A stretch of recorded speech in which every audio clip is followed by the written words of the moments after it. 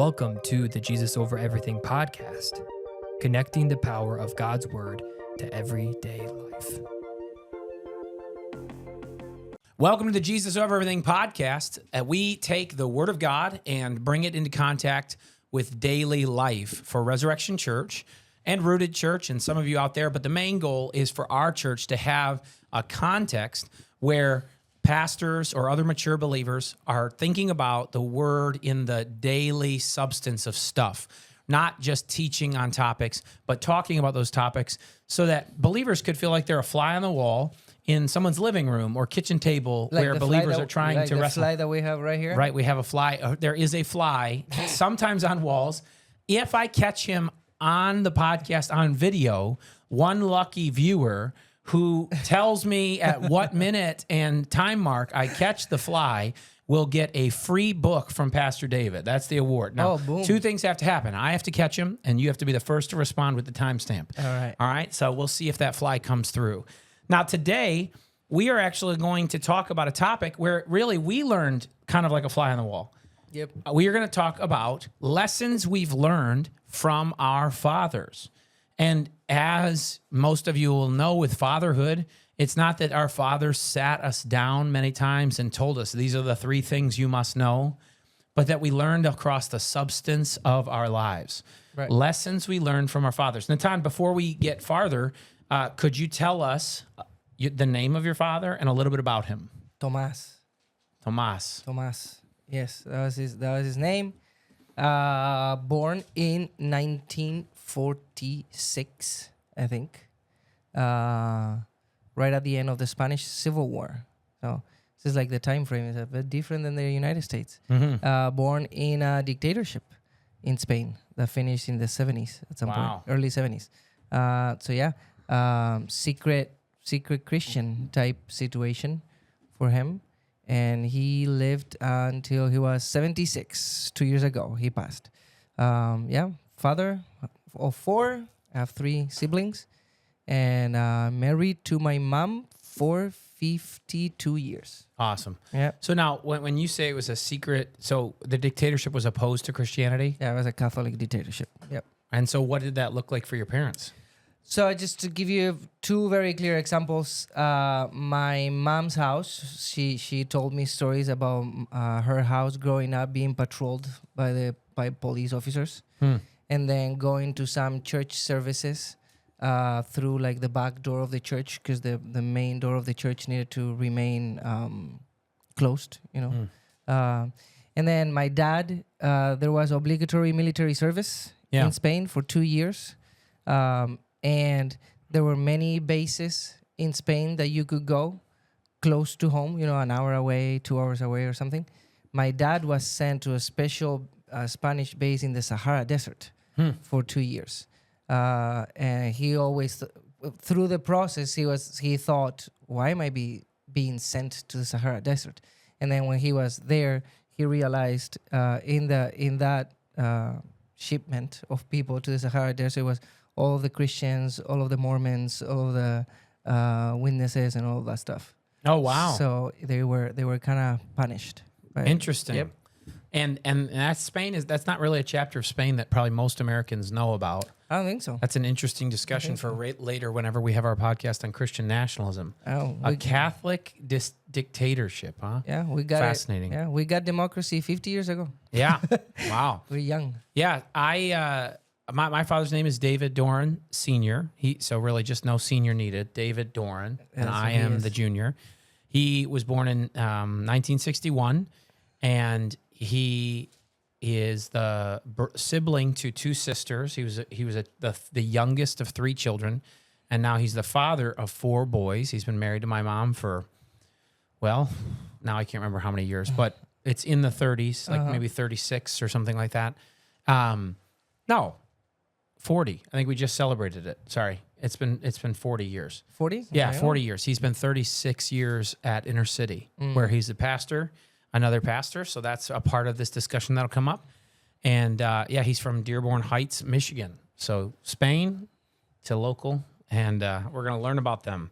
Hopefully, we thought that this conversation could be just one of those places where it'd be sort of a bio of us, but also really a benefit to the congregation and thinking about generational examples of faithful believers. Because I believe we both regard our fathers highly. Yep. And I wonder how you've thought, so he passed 2 years ago. Has your perspective of him shifted in his passing at all? No.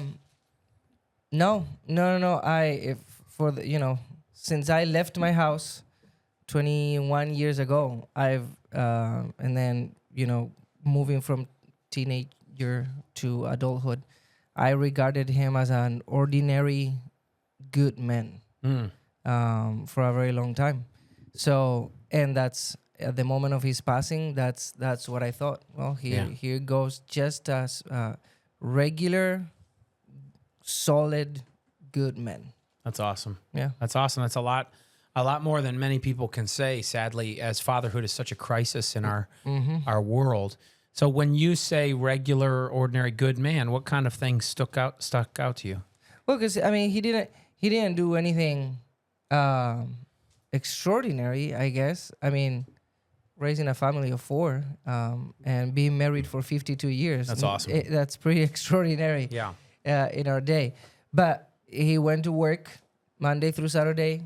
9 to 9, pretty much 9 a.m. to 9 p.m. 2 weeks of vacation a year. Attended our church for 50 years, and right. So in my mind, that is remarkable. Yes, I agree. Actually, I was just thinking that is remarkable. Right. The substance of that is remarkable. Right. But in the history of the world, my dad is not Elon Musk or any of that sort of person. Right. Right. So not a lot of people outside of our local community know about him. Yeah. Right. Yep. Unlike your dad. Your dad has so a lot of people know influence or about an my dad, impact. but I do think Yeah. I think that's a fascinating thing to think of the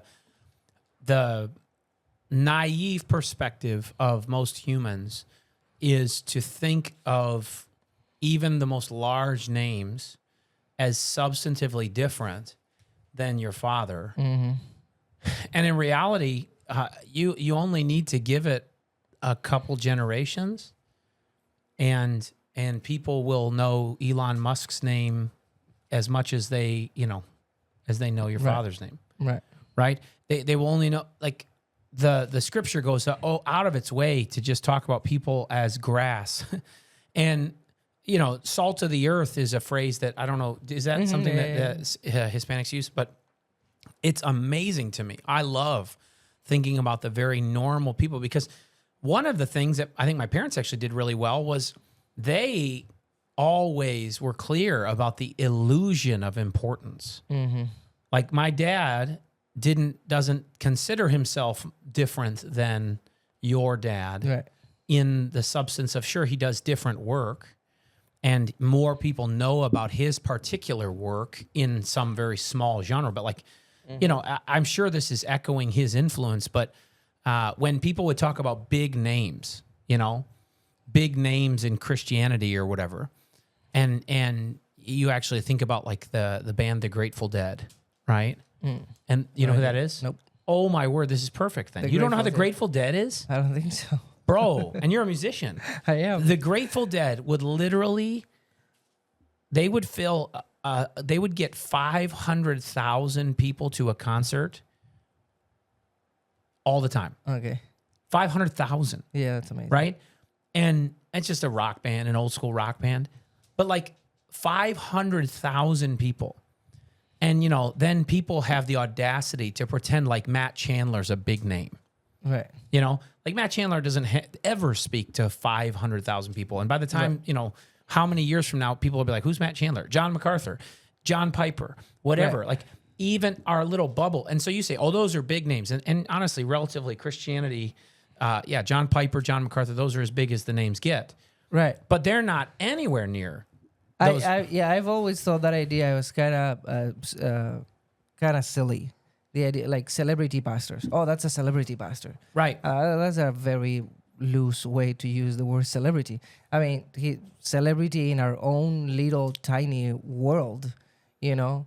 But like if you compare John Piper to Taylor Swift, like how is John Piper a celebrity? I mean, it's a Right. 0.000. Exactly. Well, and that my parents really, I think really my dad displayed that in his work, was that he did not approach it like that. So that wasn't what I planned to say, but the illusion of, everybody puts their pants on and goes to work in the morning. Right. And that's what you need to do as a pastor, not look for people to greet you in the marketplace and Right. give you the seats of honor. Right. Is the way the Lord taught it, right? Right. Mm-hmm. So Yeah. your father, Tomas. Tomas. Tomas. Okay, so I want you to start with one of your lessons, and we'll see where it goes. So I have a couple, but they're not as arranged as yours. So, Right. Tomas, give me the first Tomas. thing you think of or one of the things you think of when you think a lesson learned from your father. There's one that is priority number one. I mean, Okay. this is the main thing. It's very clear. So it's all of the other ones are secondary. This is the main one.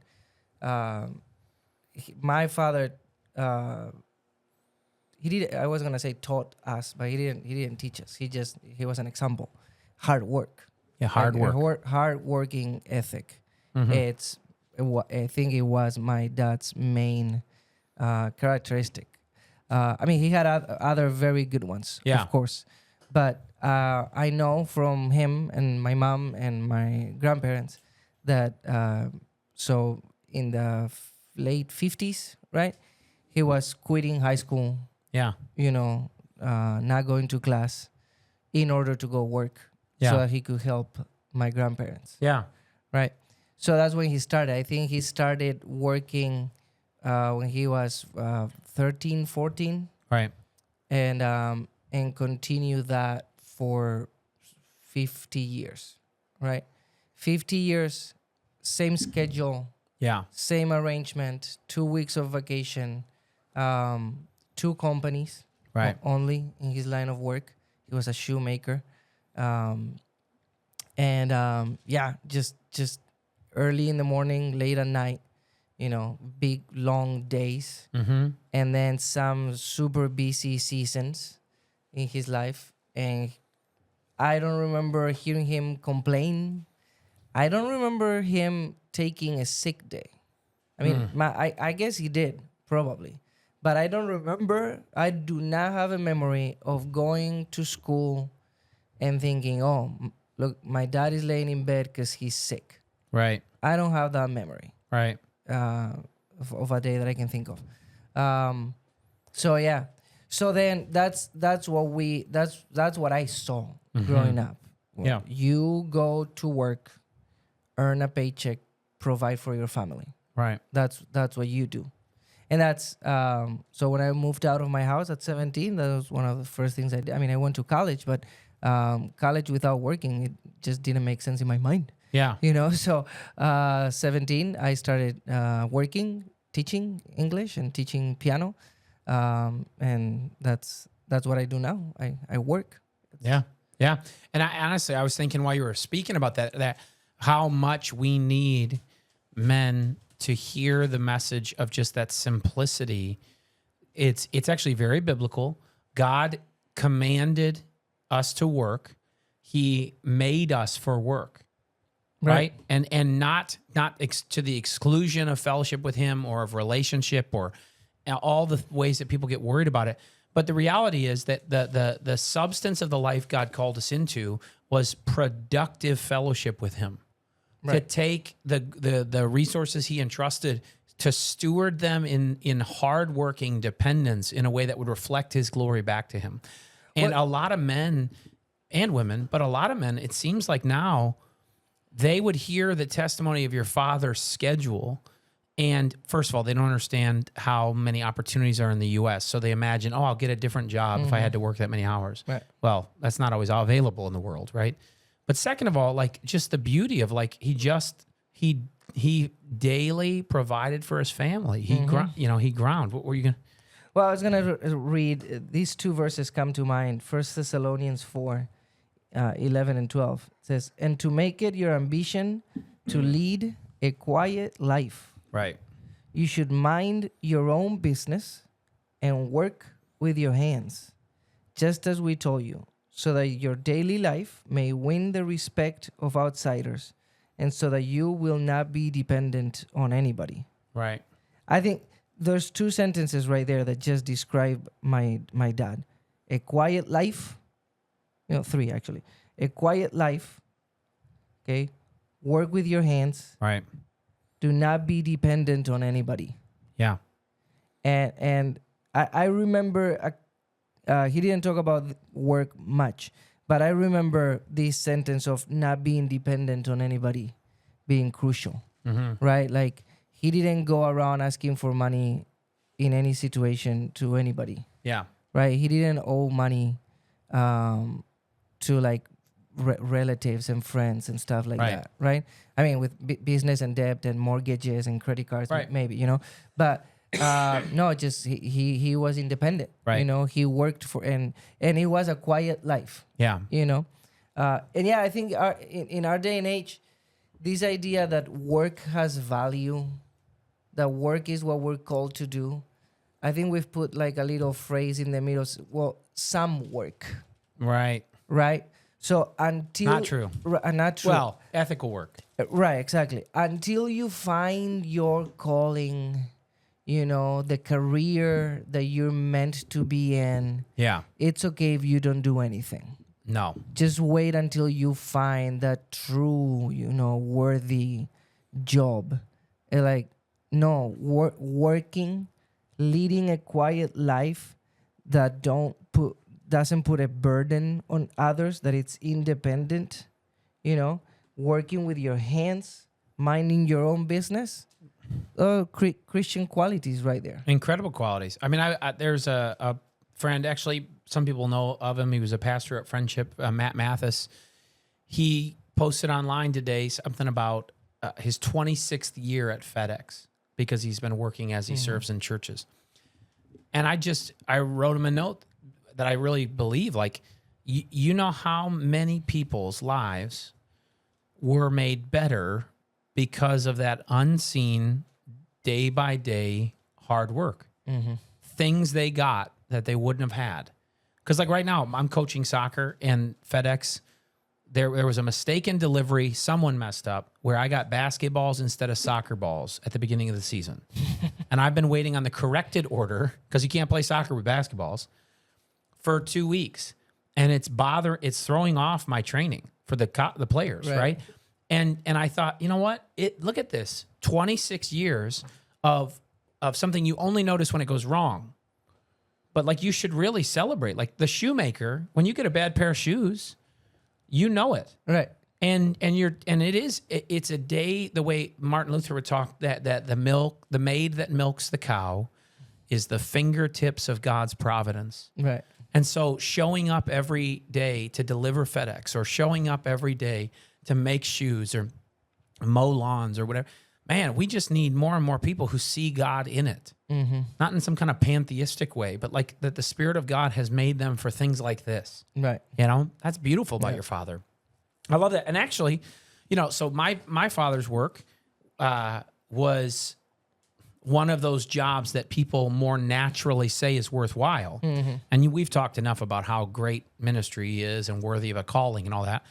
But I actually feel similarly that he was very committed to working hard at ministry, and really thankful for that. I mean, my memory is that he worked all week, and that mostly he would come home Saturday around lunchtime, and then be home, but that he worked lots and long hours all week, and then on Sunday, he regarded it as his ministry in the life of the local church. He would preach twice a Sunday for all the time I can remember. And, I don't have a problem with pastors taking other days of the week off and things they did, but I was raised in a home where that ministry work was definitely not lighter than factory work, which I don't think always people have been exposed to pastors who approach it that way. So I really deeply respect his You don't work have a ethic. problem with that, but you don't do it. What's that? Taking an extra day off. Oh, no. Yeah. People ask me. Monday through Friday. There's some circles. Talk about that. Yeah. Talk about that. Well, because you learned it from your dad. Yeah. There's some circles of pastors who will be like, and I don't have a problem with it. I think it's a what do we call those? An issue of you know what, like we talked about it, where you can disagree. Yeah, conscience, whatever. Yeah. And stuff, yeah. So my father's perspective, which I have embraced, 6 days you'll work, and then you'll rest, and rest one. Yeah, rest one, and the Lord did, you know, called us to worship as a part of our rest on Sunday, and using our gifts in the body is taxing and hard work and all those things, but to see us be able to get a day off like Saturday, and then yeah, we have some tasks on Sunday. I don't really look at it and go, oh no, I should get 2 days off. I think I've still gotten what God called us to, a day off. I got Saturday off. Right. You know, so even if you wanted to call Sunday a work day, I got the day off that the Lord wanted me to in the design of creation. Now, if somebody, an employer said you can take more than that, you know, you can do, you know, 5 10s and take 2 days off, or, you know, people, whatever. If your employer, that's between you and your employer. I have no problem if people other take, but I enjoy the work I'm doing, and I think it's got great flexibility. Right. And so I'm not really worried about getting another day off, but I love. You don't think Sunday is a day of work? No. I mean, you don't consider yourself working on Sundays? No. Right? No. And I consider myself using the gifts and abilities God gave me in the local church as I should if I'm a member. Right. And actually, perhaps the one thing that it's a double-edged sword. So this isn't part of our fatherhood topic, but I'll say this. If I were not working for the church, I hope that I would still be as committed to attend. And what I've noticed is that some people, they think, oh, I would be able to be gone more if that wasn't my job. And therefore it is a work day, which is something I know I learned from my father, was he always taught us you should be more willing to take a vacation day from work than to skip a Sunday with your church. Mm-hmm. And he didn't regard it as, oh, I'm here because I'm a pastor. He regarded it as, I am a Christian who celebrates the Lord and listens to him and his word and gathers with his people on Sunday. And so in my mind, I don't think, well, I have to be at the church because I'm the pastor. Right. And that's where I think the equation of, like, is this a work day or not comes up. Now, there are people out there doing multiple services and all those things, and I can see it, and I just say, hey, maybe you should plant more congregations. Then, you know, if there's only one service, it doesn't feel like a work day, really. Right. It feels like a great day. It's probably a controversial thing, and again, we're not saying this is the right way. Yeah. I'm not saying that is the right way. So the pastors that take off Monday or Friday or whatever, good for them. That is great. And in their conscience, they're free to do whatever is not stipulated in the scriptures. Right. Yeah.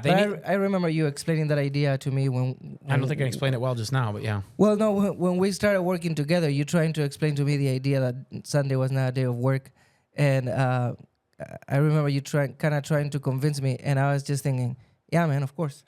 Great. Because we're kind of built that the same way. Well, yeah, actually, I regard like what you said about your dad to be like, oh, man, that's why we get along so well. Because my father did explicitly say, and which is this funny thing, like the lessons about ministry are so intertwined with fatherhood that it's easy for lazy people to hide in ministry. And that's something that I really don't ever want to be true of me or anyone on our team. Right. Is we just are, this is such no hirelings, no people who abandon the sheep when the role is tough or the work is hard. John 10 says the good shepherd lays his life down for the sheep. And I would say that's a lesson from my father was, you know, he came to inner city at a time when the church was facing real challenges 36 years ago. And he regarded it, I think I can say this without, it being, I don't think I'm divulging something secret. The church had faced real challenges. And he thought, I'm ready and willing to pastor this church until it dies. Not that it had to die, but that there were such profound challenges facing it for a young pastor of 27 or 28 years old. Mm-hmm. You don't know what's going to happen. Now, it's a wonderful church and a really great place. But I think that is deeply impressed on my heart. And you deal with a lot of the baggage of it, is I just never want to be in ministry because it's a job. Right. I never want to be here because it's like, well, this works for me.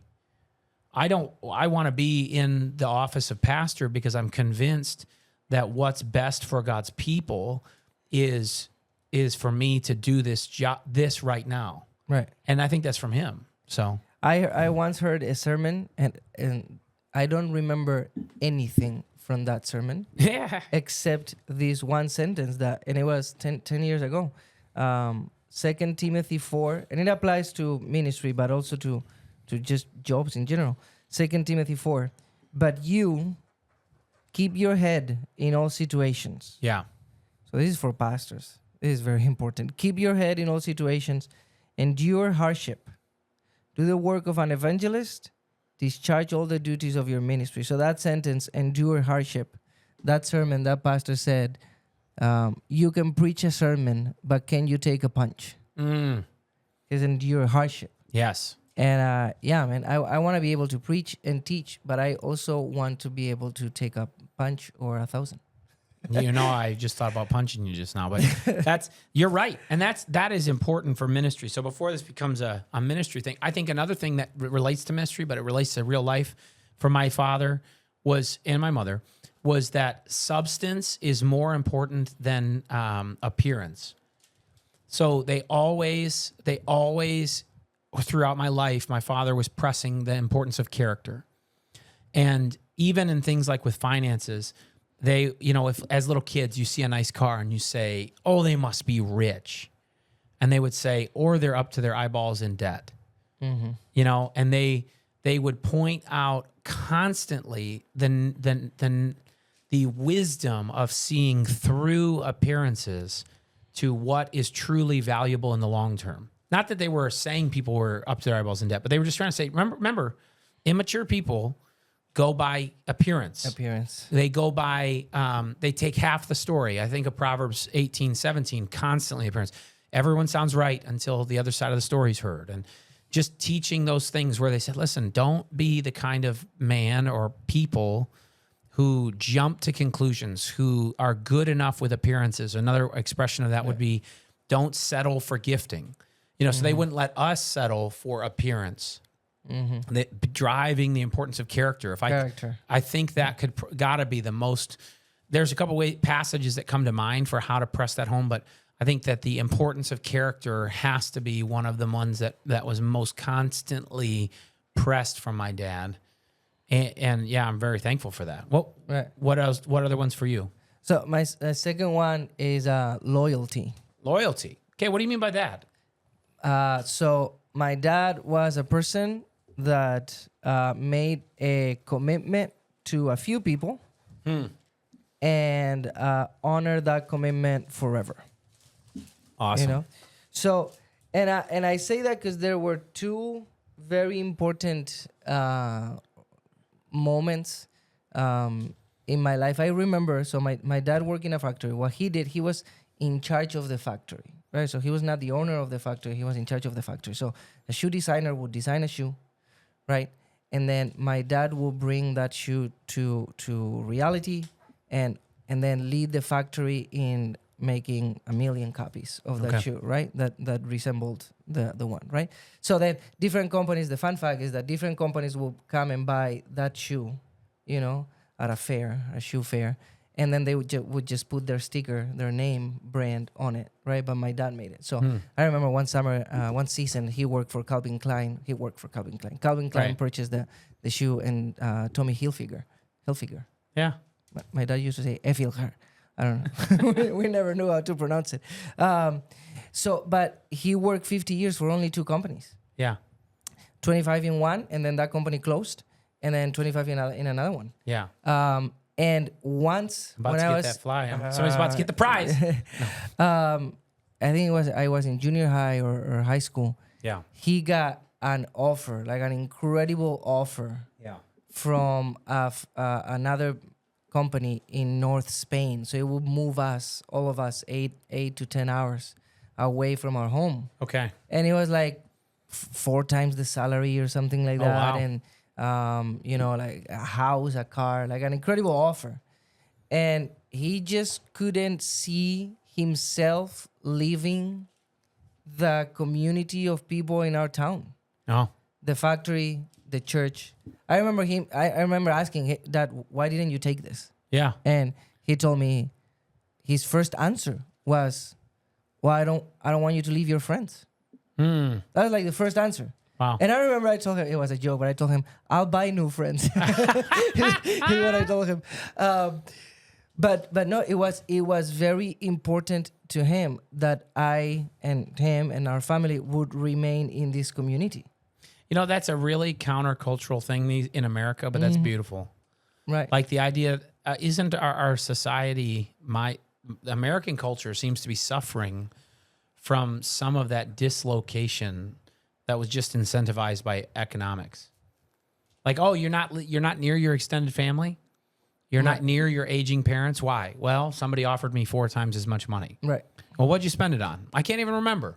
Right. But now I know I'm not with my parents as they're dying. Right. You know, so isn't that fascinating? Your father's, it's very beautiful, you know? Right. And I mean, I've left that community now, you know, because of many different issues. But even yesterday evening, I was talking to a friend on WhatsApp, a friend from Spain, Juanbi. And the only reason I keep communicating with this friend from, you know, I've known him for 30 years now, is because we decided not to go. My dad decided not to go. Yeah. So I have deep friendships with some people. And then thinking about Ephesians, husbands, love your wives. Fathers, do not exasperate your children. Like this loyalty to your wife, to your children. So, you know, he was married for, you know, one woman, 52 years, 4 children that he cared for deeply. Yeah. One community of work, 1 local church. Yeah. Beautiful. For all his life. So very, very loyal to his people. Very, very much. You know, and that's interesting. I have always graded against the word loyalty. I think Americans do. But I agree with what you just described. I think because we don't like kings and we don't like there's something in the bones of Americans that are like loyalty is leverage to manipulate you. That's the way I feel about the word loyalty. But I love what you just described. And I think it's like a committedness to other people, that a willingness to say, no, it's not about my ambitions, but it's about this people. That is beautiful. Right. And does that make sense? I'm not trying to off-road, because loyalty, because I think my father describes the local church. He's been at one local church for so much of his life. It's the church that he was saved in. Same thing. Very much like, it wasn't like, is this the role for me? Is this the place that benefits me? But it's like, this is the people I'm giving myself to. Right. No, and I think it can take different expressions, because I've obviously not followed my dad's example in this. You know, I've lived in 3 different countries. I do want to follow the idea, the essence of the idea of loyalty, you know, to my wife and to my church. Yeah. And not pursue just big life changes just because of money. Yeah. Jeez, Right. If money is the only reason. Okay, and I've moved 3 times. So if we have a member that has moved plenty of times, I'm right there with you. I've moved several times, right? But this idea of uprooting everything you are and your family to a different place, you gotta have good reasons, right? And my dad decided not to. Hey, maybe it would have been a good idea to actually do it. But I remember that his thinking was not, well, if they offer me 8 times more, they only offer me 4. If they offer me 8, no, he would have not done it for 100. Yeah. You know, money just didn't matter. It's external thinking. I think our culture gets caught up in a thinking about me, and your dad seems to be reflecting what I think my dad too, that wait, who I am is actually about what role I play by God's design in these lives around me. Not, well, wait, what could I do with that money? Right. And that's where we've got people delaying starting families, delaying having children, moving across the country, all for basically like, what about me? Right. But then as you get older and you go, oh, well, that wasn't that much money anyway, I can still spend it. But you go, what about kids and my parents who are aging and the loved ones I want to be around? I think you start to realize the wisdom in being rooted somewhere. Right. You know, being committed, because that is such an important thing. To whom or with whom have you made a lifelong covenant of relationship I'm going to be committed to you. that you intend to honor? Yeah, that's good. And that seems to be like even the idea of people living together but not wanting to marry, right? Like what are they saying? And saying, I want to have the escape option open. Yeah. And easy, because even married you have an escape, you have divorce, right? But they want to say, no, I don't want a paper trail on this relationship. Right, I don't want to be slow me down. Exactly, so I can run away at any point. Right.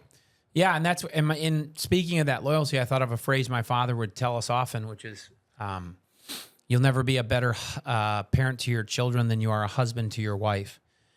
And he wasn't saying that you acted the same towards both of them, but he was expressing, well, the way he would explain it is that by providing for your children a home where a mother and father care for them, and you are doing more than any gifts, distractions, adventures, and that sometimes men think, well, like I can still be a good dad even if I get this woman out of my way.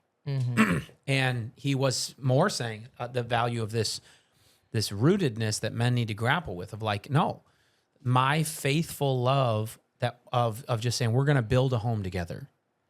I'm going to build a life with you. That canopy is the biggest thing you can give your children. Not like, well, you know, if I make a little bit more money, that'll really give my children what they need.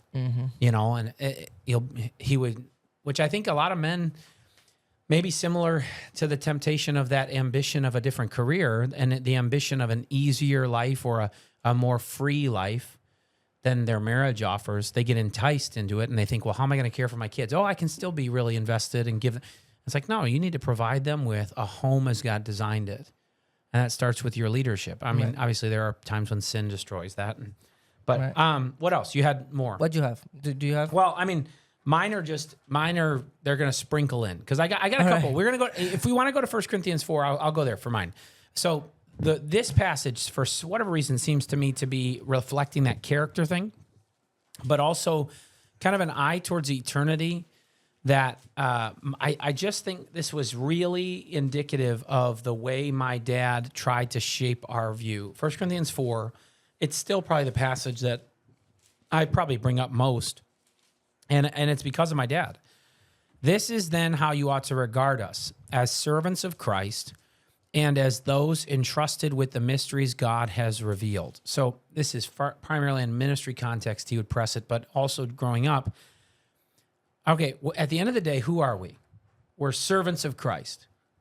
And now what's the measure of that servant? Verse 2. Now it is required that those who have been given a trust must prove faithful. So the only thing my dad wanted us to care about was being faithful to whatever the service to Christ was that we were called to. And the rest of the passage unfolds some of the substance of what he tried to anchor us in. And it was, but he wanted us to know faithfulness is the only metric. And he didn't mean that you don't care about the results or think wisely about how you work. He's very committed to applying biblical wisdom, but he just wanted us to be oriented that at the end of the day, we answer to Christ alone as his servant, and we need to be faithful. And then verse 3 following, it shows that out. I care, Paul says, very little if I am judged by you or by any human court.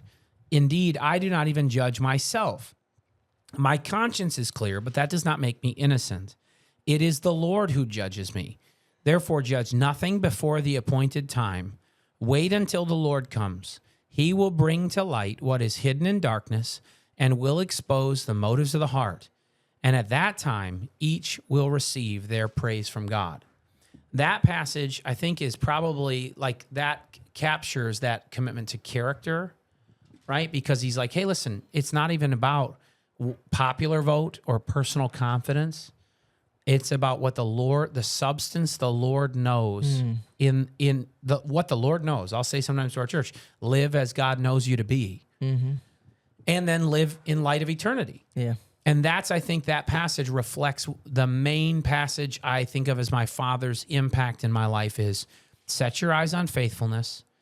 Don't be blown about by the winds of popular opinion, and don't be self-confident.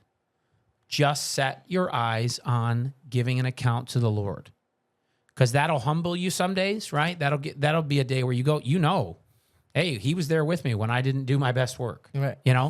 But it also comforts you. I mean, he's a gracious Lord.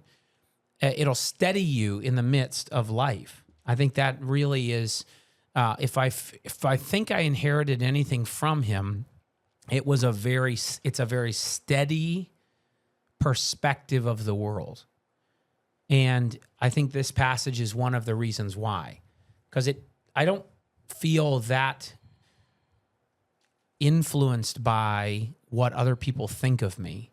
And I don't think it happened in a vacuum. I think it's because this passage was very clearly pressed on us. Like, you only need to care what Christ thinks of you. And that is not, in the tea leaves of the moment. It's going to be his word and that final day, So I'm very thankful for that lesson. Right. What else did you have? Well, I have friendship.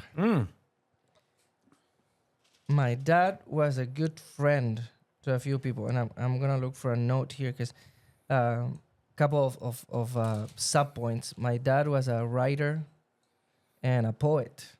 He loved to write poetry. Not to be published or anything like that, just to give it to us, So I have a notebook of his poems that he gave me. And there's one that he called To Be a Friend. Actually, the title is To Be a Friend According to the Word of God. Yeah. And so this in Spanish, this all rhymes, but like the second paragraph says, the one who wants to be a friend needs to know how to forgive in difficult moments, difficult to explain.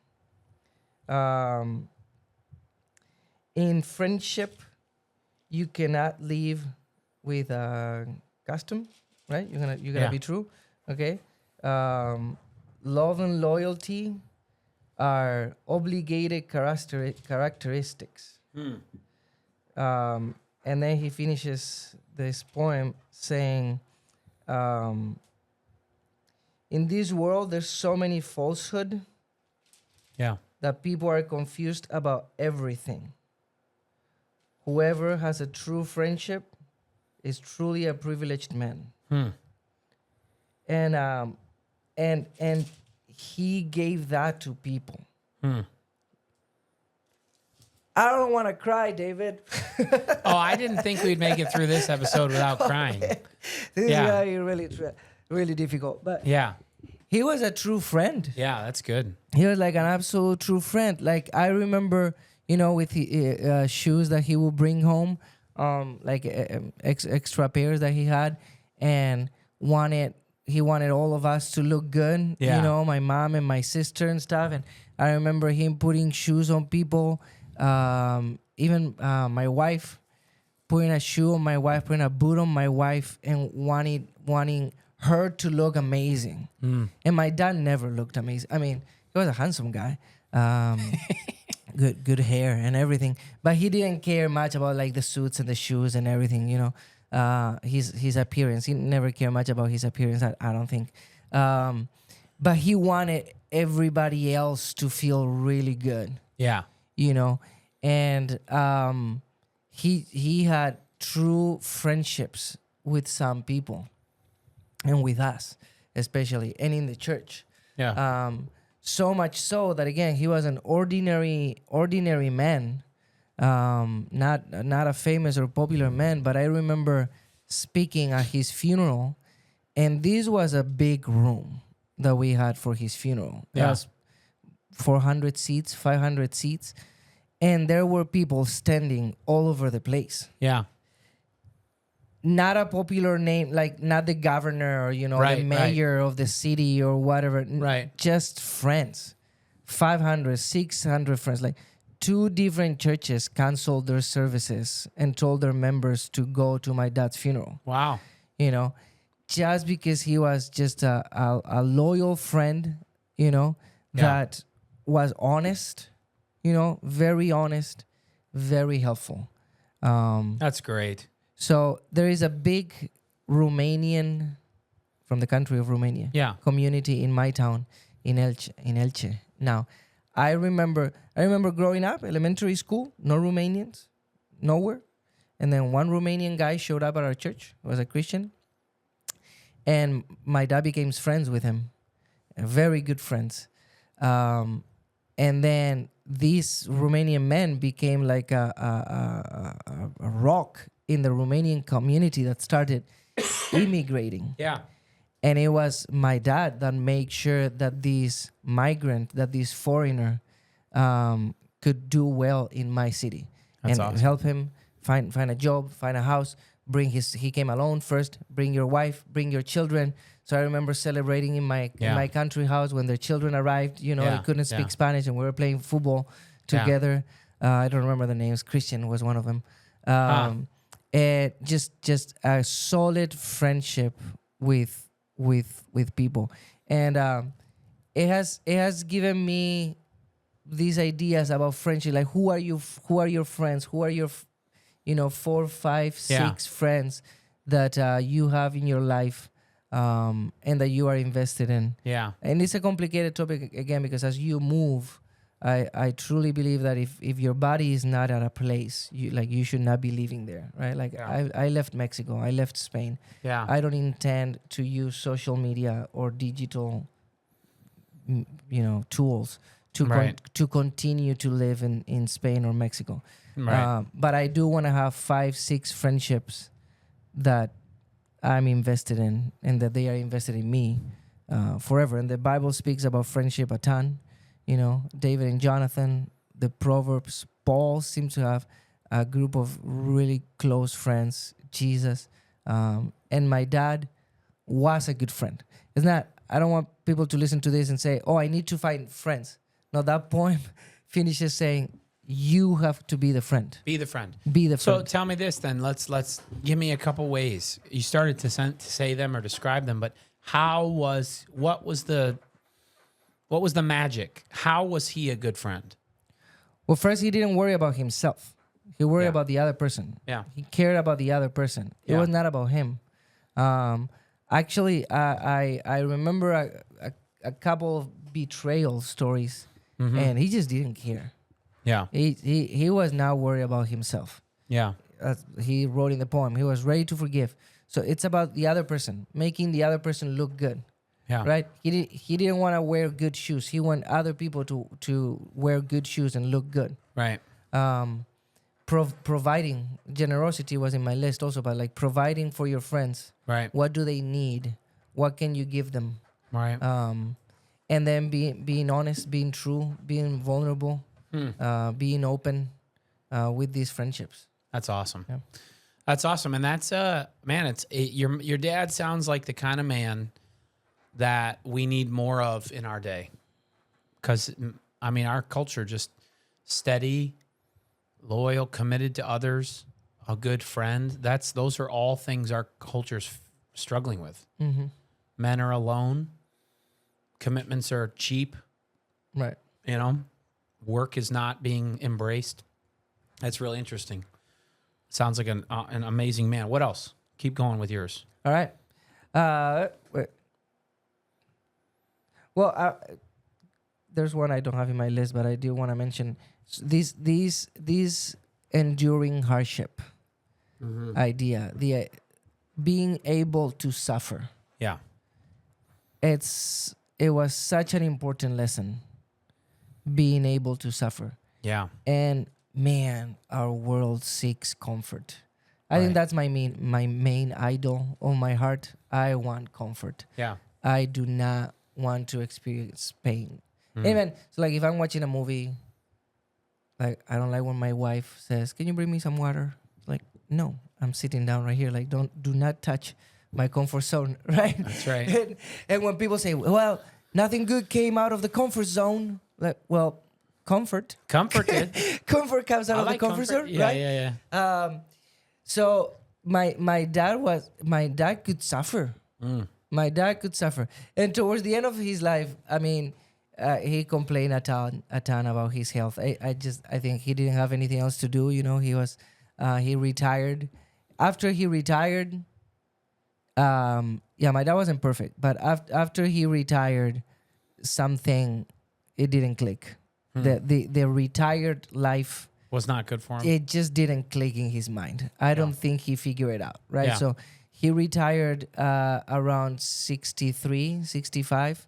Very difficult circumstances that I'm not going to explain now. But the last 10, 11 years of his life with no work, I don't think he figured it out. I don't think he figured it out. So he struggled a bit there. But while he was working, man, so he was 40 when I was born. Yeah. Everything I remember is he had a dislocated disc in his spine. Okay. Right. I don't have a picture of my dad without that thing in his back. I don't know when it happened. Right. And he was in pain.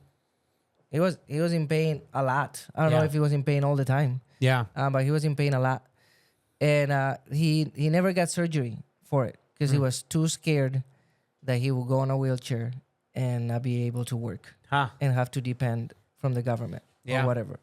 That he never entertained the idea of taking away the pain if there was a risk that he was not going to be able to provide for his family himself. Yeah. So he just endured that pain. Oof. He endured that pain for years. Yeah. And then he gave in to one addiction for his whole life. He smoked all his life. He struggled. He tried to quit dozens of times. Like I remember having conversation with him and building up strategies and different things. He was never able to quit, which brought a lot of suffering to his life also because his lung capacity, was very little for many, many years. Never used it as an excuse. Never used as an excuse to not go to work or, whatever, not showing up to church or not being at the dinner table or whatever. At least I don't remember. Yeah. He would just suffer through, suffer through. Yeah. And our world is struggling with the ability to suffer through things. Yeah. Yeah. It's an example of so not the same. My dad has suffered, but I profound trials have mostly been to people around him. I'm sure it's been in the pastoral role, a lot of things he didn't bring home that were hard. But that thing you just said about, I'm sure it was my dad, but just that leaders don't make excuses. They take responsibility. Like they just, they look at it and they say, I have to take responsibility. I can't keep pointing at other people and circumstances and saying I can't do it because they just take responsibility for where they're at. Right. And I think that's like your dad just saying, well, I have to own, it's not my back, in our culture, somebody'd say, well, my back, I can't work. Right. I can work, and he said, I'm responsible for my family. Right. That's beautiful. Yeah. It's really beautiful, man. And if I can, from my European or South European, that's very different from North European. I'm meditating more on that. Is it? Oh, South European, North European is very different. If I can give you my perspective on the U.S., you guys try to fix everything. Like you want everything perfect. You want to take suffering out of life. Yeah. And there's something we should do that, right? I guess, right? Like we should, that it's something good to do, right? But at some point, at some point you just gotta suffer through things, right? You gotta persevere. So I find the smokeless fire pit, I find it hilarious. The smokeless, you guys have figured out a way to take smoke out of fire. That's right. They say if there's smoke, there's fire. Well, not in America. Not in America, because we have the smokeless fire pit. So now you can enjoy fire without all of the That is great. Like, And then complain when it's not totally smokeless. Be like, oh, there's still smoke There's in this still little. smoke in this. Well, yes, you built a fire. No, we want the fire without suffering through the smoke. Like, Just wait till they bring the wetless water. it's just like, yeah, it's so. I think that is a very American thing of trying to fix everything, and it's worthy.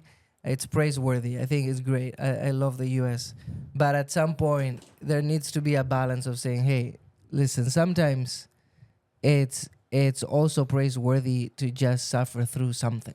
Life's hard, get a helmet. They said that to me all the time growing up. Life's hard, get a helmet. So, and that, I think that's biblical. I mean, that's the thing. We're not reflecting on just our fathers, but I think there's biblical. I even preached last Sunday. I don't know when this comes out, but the first thing in Acts 14 that they strengthened those disciples, they said, you must endure hardship to enter the kingdom of God. Right. And you're going to go through suffering. Like, you're going to suffer. And nobody wants to suffer, but you're going to suffer.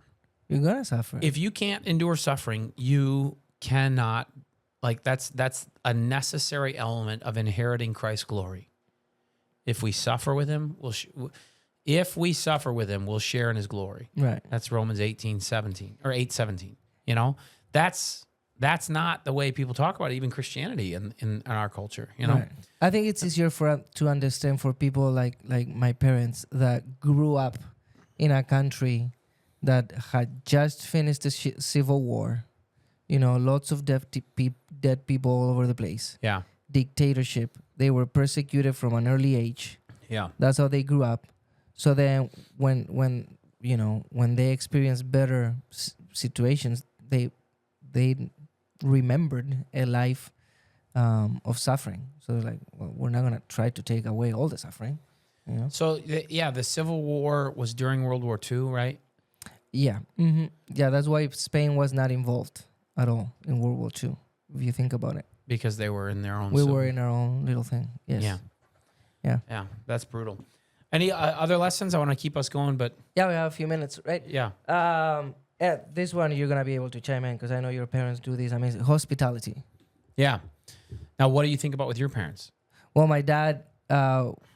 we had a country house, a big space country house, and it was always full of people. Always full of people. And the great thing is that he was not the initiator of these meetings. That was my mom. Yeah. He was more of a loner. Yeah. But once the people were there, he became an extrovert, which was a big sacrifice because, he was not like that. He liked his own space. But when people were there in the house, he would be the one doing, the one grilling, the one making sure the swimming pool was ready, cutting the grass and stuff so that my friends could come and, play soccer in the garden that we had and have a swim and stuff. So that's cool. My house was always packed. That's cool. Always packed. That's cool. Yeah, I would say in a different way. So my dad was very... Our house was full of that. My mom is more the one who made the hosting happen, but a lot of the context was an expression of his leadership roles. So he could have been more reclusive, if he wanted to, but instead the speaker was coming over, and we benefited deeply from that. Mm-hmm. Like the speakers were coming over to our house, or someone from out of town. I mean, just this past week, there was 2 families from out of town that he said, hey, come stop by before you go swim with your kids to meet these people, And so it's an interesting thing because I think of my mom more when I think of hospitality, but they obviously are together in that. But just because I think of hospitality, I think of all the stuff what my mom would do. Right. But yeah, it wasn't like my mom was inviting friends over, actually, interestingly enough. It was more like it was an expression of their ministry together. And he is very, I think some people, there's varying different degrees of people's perspective of him. He's very, loves to talk and hang out with people and things like that, but also keeps to himself in his own way. Right. So it's interesting because in those settings, I think he's very talkative and he's not trying to take the center of the stage in a large room unless he's preaching.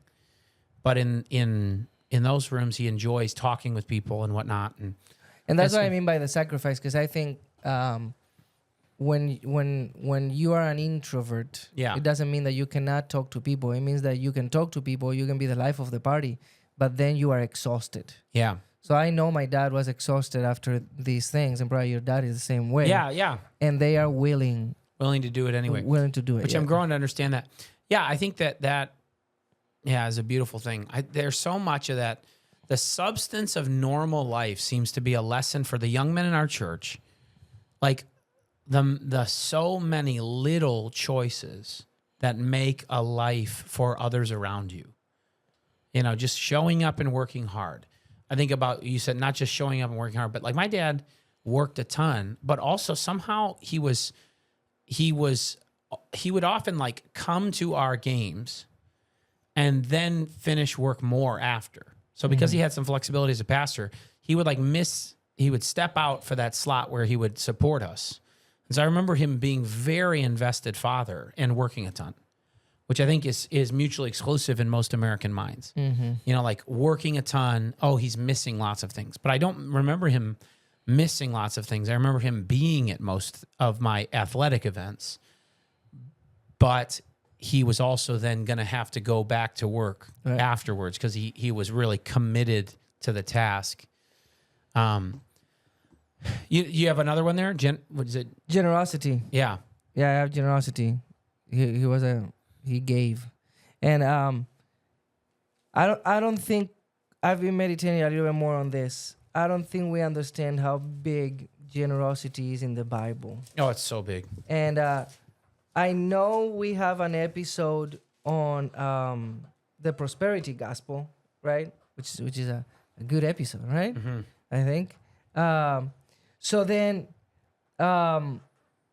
maybe with that in mind, we don't believe that. So you obey Jesus and everything goes well with you. No, that's prosperity gospel. We don't believe that. But in the Bible, it says, "Now he who supplies seed to the sower and bread for food will also supply and increase your store of seed and will enlarge the harvest of your righteousness. You will be enriched in every way so that you can be generous on every occasion, and through us your generosity will result in thanksgiving to God." And again, my father didn't teach lessons much, like sit you down and talk to you. It was more like this, you know, just doing. And he just gave. He gave money. He gave his house, you know, his rooms, his time, everything he had, even to the point of selling all of his possessions. I think it was a good idea because of how the government works in Spain. But he sold everything before he died and gave it to us, and then bought, you know, for himself a tiny little home by the beach that my mom wanted. And he lived there in a house that he really didn't want to live in. Yeah. But yeah, one of his final actions was putting everything in order, selling everything to make sure that we will get it. So the government didn't take it? Well, Spain is the number one country in either in Europe or in the world where people don't get their inheritances. Yeah. Because of how taxes work. You need to pay so much to get your parents' stuff that some people just cannot afford it, so the government takes it. Losers. Isn't that crazy? No, not all of Spain. I just mean that's crazy. The system. The system is a loser. Yeah. Not the losers losing it. I mean, I can't believe they're going to keep somebody's inheritance. Wild. So my older brother, Ezekiel, who's a very wise man, very, very wise man, guided and partnered with my father to make this a reality. And my father was willing to do that. That's awesome. But yeah, like, what are we doing with the resources that God has given us? Yeah. What are you doing with the money that God has given you? What are you doing with the time that God has given you? What are you doing with the strength that God has given you? Right. Are you giving some of it away? Yeah. I think my parents, I was thinking even while you're talking too, pardon me. It's so hard to figure out what I didn't learn from my dad because he was my pastor. So all these biblical convictions. He was my seminary professor. It's like all the passages I reference. Right. Well, who probably taught me them? Him. You know, like, so yeah, my I feel like generosity, the things that, excuse me, the things that really come to mind about my deep convictions about the word of God and what it is and how valuable it is and how really it sets the tone. My convictions about prayer, my convictions about generosity. These are all, I would say, deep convictions of my life. I know they come from him and my mom, you know, and I can think of, it's hard to think of like the day they taught me those things, you know, Right. but it's like, no, I know that is their impact on my life, his impact on my life. Yeah, I got one more cough coming. I'm sorry. Right. Well, I think we're towards the end. We're towards the end of the episode. I'm done with my list. I mean, I could list so many things. Oh yeah. But I am done. I don't know if you have any. Oh, I have one thing that perhaps it's not the Bible. So if there was something that was quoted to us, or it's made a deep impression on me. So I read you 1 Corinthians 4, and I think you'll hear how this overlaps, because I really do regard my dad very highly. We had breakfast this morning, and I think of him very, very highly. He quoted this speech by Teddy Roosevelt all the time. Okay, and I think before I read it to you, I think it epitomizes kind of some of the what you understand as a leader and as a father and as a husband of just how much, and it's even more true now in our social media age, how there's a substantial difference between talking and doing. And there's a great chasm between working hard to better people's lives and to accomplish something and to telling someone how you'd do it if you tried, right? And so, you know, the kind of, hey, I'm going to put my head down and work and not listen to the critics is I know it comes from him. Here's what Teddy Roosevelt quote. He quote it all the time. It's not the critic who counts, not the man who points out how the strong man stumbles or where the doer of deeds could have done them better. The credit belongs to the man who is actually in the arena, whose face is marred by dust and sweat and blood, who strives valiantly, who errs, who comes short again and again, because there's no effort without error and shortcoming, but who does actually strive to do the deeds, who knows great enthusiasms, the great devotions, who spends himself in a worthy cause, who at the best knows in the end the triumph of high achievement, and who at the worst, if he fails, at least fails while daring greatly, so that his place shall never be with those cold and timid souls who neither know victory nor defeat. And, you know, I mean, that, if I heard that from him, I heard that a million times, that whole phrase, because he didn't want any of his sons to be the kind of men who simply could see how other people should have done better. Right. He wanted them to be men who said, or who would stop just because people were willing to tell you how they thought you should have done it. But to be men who would just say, I'm not going to settle for not trying. Right. And I'm going to go out there and I'm going to do what I can for the worthy cause. And in his case, and I think he raised us to think that the worthy case was the work of the Lord.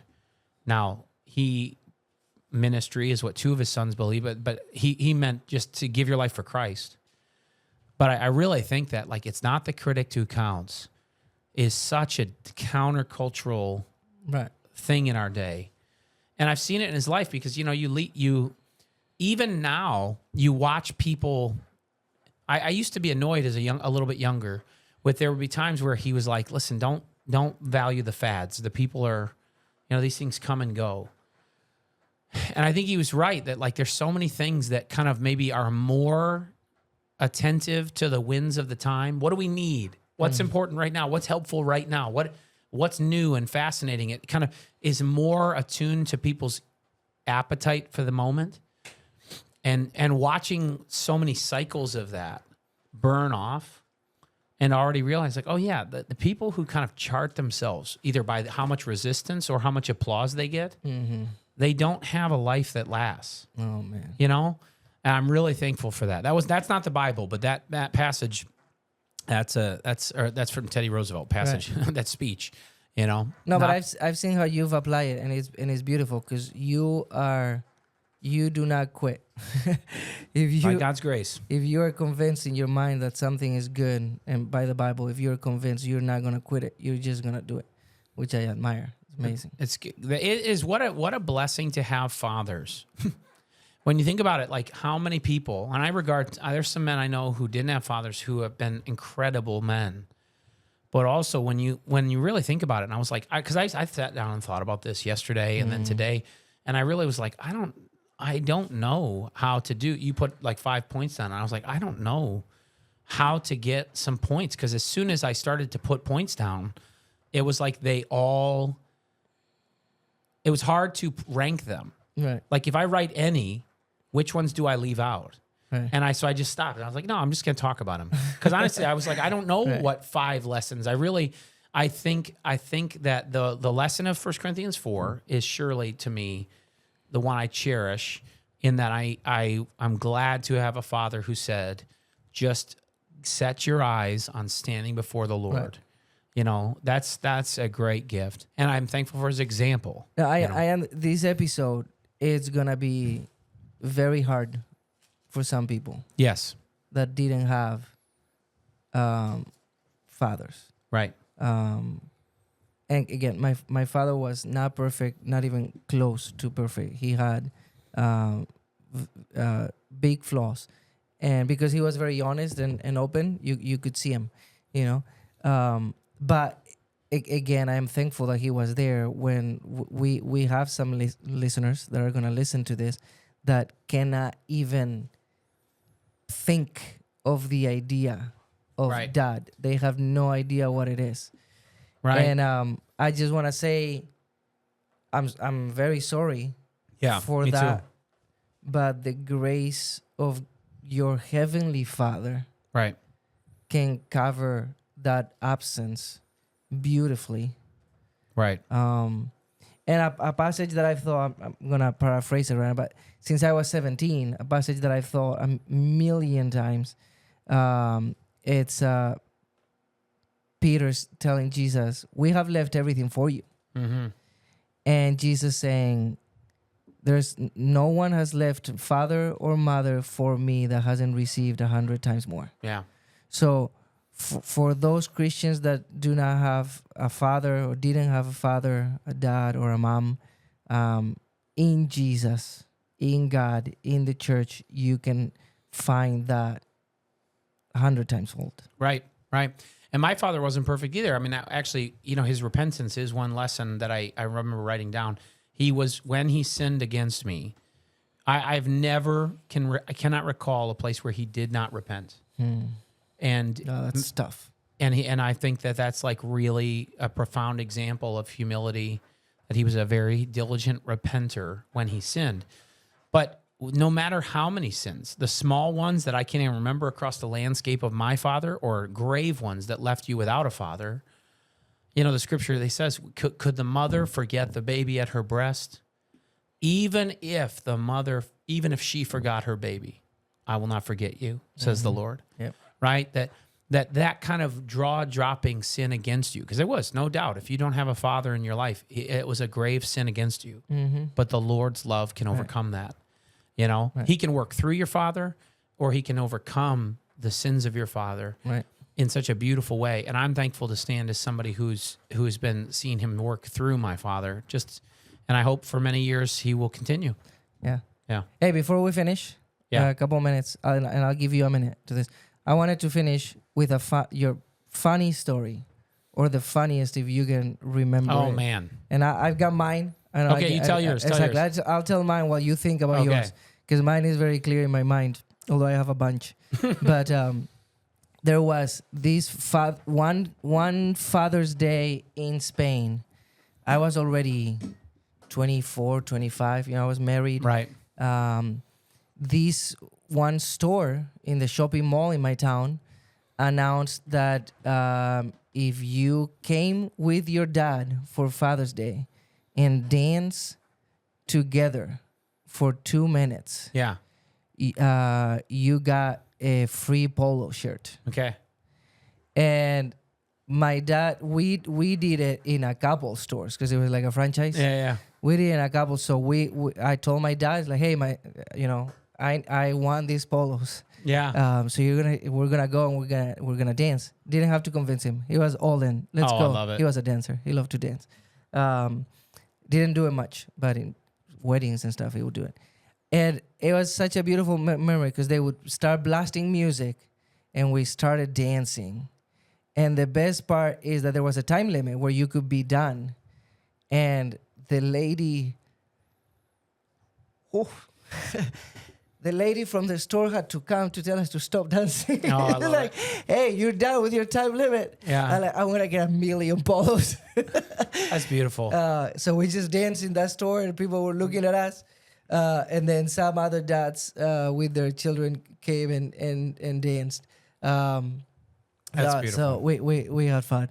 I couldn't stop my dad from dancing from those polos, man. Oh, that's great. That's great. Yeah, dude, this is when I think every podcast is lessons from my father, because I'm thinking like, oh, there's so many stories, so many things that I'm applying to life. But I suppose one just silly, stupid story. One, he liked to play jokes and liked to play around. And Yeah.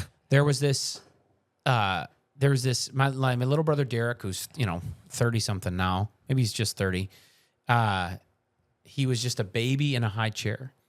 And, these little kiddie knives where you teach them how to use their utensils was on the table, and my dad was like just goofing around, and he took the knife and he pretended like Derek didn't have the knife he needed to cut up his baby food and learn. So he's probably 2 or 1, and my dad pretended like, oh, I'll just throw it to him, like whoo. And I was standing out in the dining room, and the handle, just the handle, but we didn't know it at that time, comes flying off and goes across the room and hits Derek right between the eyes as like a 2-year-old.